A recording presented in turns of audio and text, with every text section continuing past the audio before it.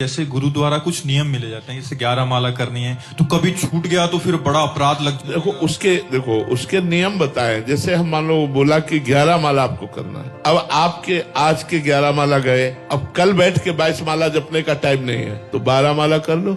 11 दिन 12 माला कर लो, हो गया। एक एक माला रोज बढ़ाते चले जाएंगे तो 11 माला का क्रम पूरा हो जाएगा। 2 माला बढ़ा दिया तो और कम हो जाएगा, 3 माला बढ़ा दिया तो और कम। हम इस तरह का जोड़ रखे। मानो 2 दिन हम 11 दूनी 22 माला जपना चाहिए, हम नहीं जप पाए। अब हम जपना जब शुरू करेंगे तो 22 को हम पूरा करेंगे। एक एक 2-2 माला रोज बढ़ा करके 22 संख्या को पूरा कर देंगे। गुरु आज्ञा पूरी हो गई। और जी एक और रहता है कि कभी 15 दिन हॉस्पिटल में रहना पड़ गया तो कितने पीछे छूट जाएंगे, फिर वो पूरा ही छूट जाएगा। नहीं, अस्वस्थ अवस्था में नियम का पालन न होने पर उसे अपराध नहीं माना जाता। यदि आप बीमार हो, 20 दिन 25 दिन आपसे बिल्कुल भजन नहीं हुआ, तो वो आपका अपराध नहीं माना जाएगा, क्योंकि आप अस्वस्थ हैं। स्वस्थ अवस्था में जैसे गुरुद्वारा कुछ नियम मिले जाते हैं, जैसे 11 माला करनी है, तो कभी छूट गया तो फिर बड़ा अपराध लग देखो उसके नियम बताएं। जैसे हम मान लो बोला कि 11 माला आपको करना है। अब आपके आज के 11 माला गए, अब कल बैठ के 22 माला जपने का टाइम नहीं है, तो 12 माला कर लो। 11 दिन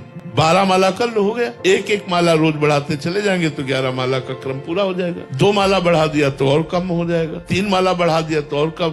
हम इस तरह का जोड़ रखे। मानो 2 दिन हम 11 दूनी 22 माला जपना चाहिए, हम नहीं जप पाए। अब हम जपना जब शुरू करेंगे तो 22 को हम पूरा करेंगे। एक एक 2-2 माला रोज बढ़ा करके 22 संख्या को पूरा कर देंगे। गुरु आज्ञा पूरी हो गई। और जी एक और रहता है कि कभी 15 दिन हॉस्पिटल में रहना पड़ गया तो कितने पीछे छूट जाएंगे, फिर वो पूरा ही छूट जाएगा। नहीं, अस्वस्थ अवस्था में नियम का पालन न होने पर उसे अपराध नहीं माना जाता। यदि आप बीमार हो, 20 दिन 25 दिन आपसे बिल्कुल भजन नहीं हुआ, तो वो आपका अपराध नहीं माना जाएगा, क्योंकि आप अस्वस्थ हैं। स्वस्थ अवस्था में